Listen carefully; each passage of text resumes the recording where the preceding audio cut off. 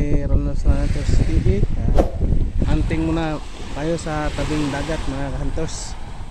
At dala sabay na lang ligo. Dito minsan ako mag hunting ng mga mutya. Yan yung lugar, malawak yung paghunting natin sa tabing dagat, papunta doon sa dulo hanggang doon. Doon banda hindi lang tayo masyado palapit doon kasi maraming tao. Dito lang tayo sa walang tao. Maganda dito mag hunting kasi yung tao limit lang minsan. At mayroon na tayo nakukuha na mutya. Yan batong kaiba, parang kahoy yan, pero ito ay tansya ko, ito ay ngipin ng kidlat. Yan may pa siya. Yan. Ngayon lang bago. At patuloy pa tayo sa paghunting.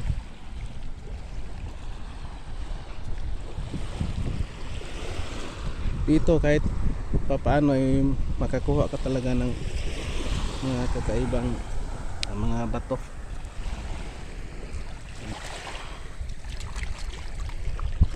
Yan, minsan may mga makukuha tayong marami dito yung sinag araw. Yan.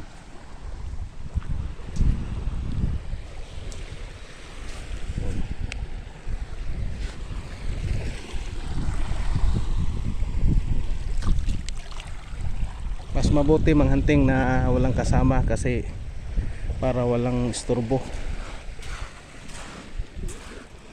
Pabalik tayo doon.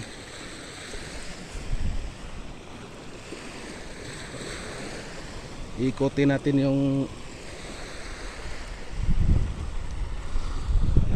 tabing dagat na mga isang oras. Kung makakuha tayo ng kahit 3, okay na yan. Okay na yan sa akin. So may nakakuha na akong isa. Magdagdagan to ng 2, okay na. Uwi na tayo.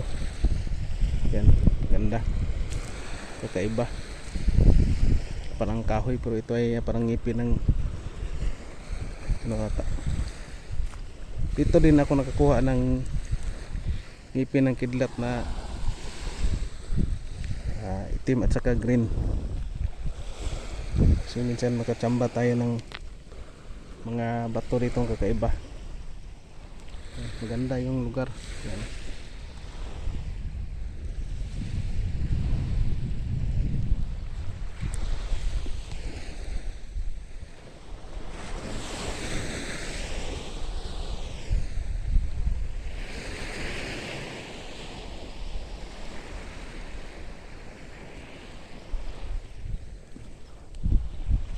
Tuloy tayo mga hunters.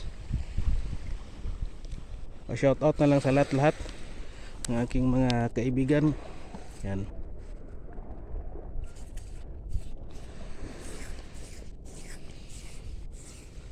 So baka kuha tayo, kailangan natin hugasan para makita yung kurma ng bato.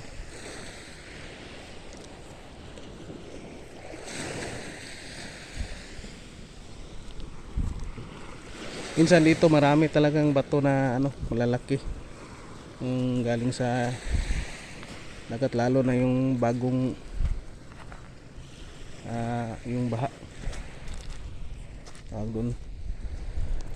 Yan, nakakita tayo kaiba.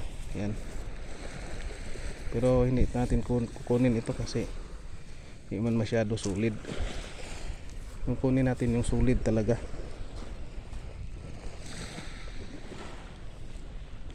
Lagyan natin sa tubig para lalo pa siya mag-crystallize.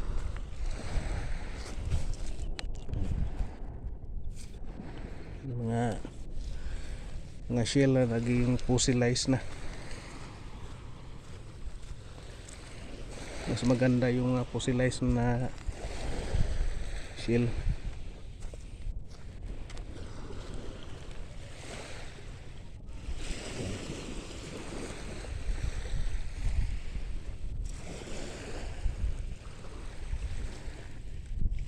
At maraming salamat sa lahat na walang sawang nakasubaybay sa aking munting channel.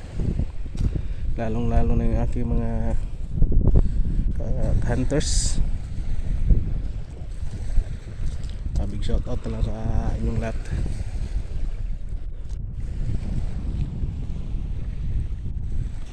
Yan, lugar. Yan. At ito lang muna yung papakita ko. Patuloy tayo sa paghunting at mahaba na yung video. Marang mag full storage. At papakita ko sa inyo mga hunters sa susunod kung ano yung makukuha ko ngayon dito na mga kakaibang bato o mutya. At sana'y gabayan tayo palagi ng Panginoong Diyos at bigyan ng maraming blessings. At hindi tayo makalimot, yung Panginoong Diyos pa rin ang makapangyarihan sa lahat, at siya yung nagbibigay sa atin ng buhay, sa ating buhay, at siya yung nagbibigay sa atin ng protection sa araw-araw. At ugaliin natin magdasal sa araw-araw din. Yan ang lagi kong ginagawa. At maraming salamat and God bless sa ating lahat.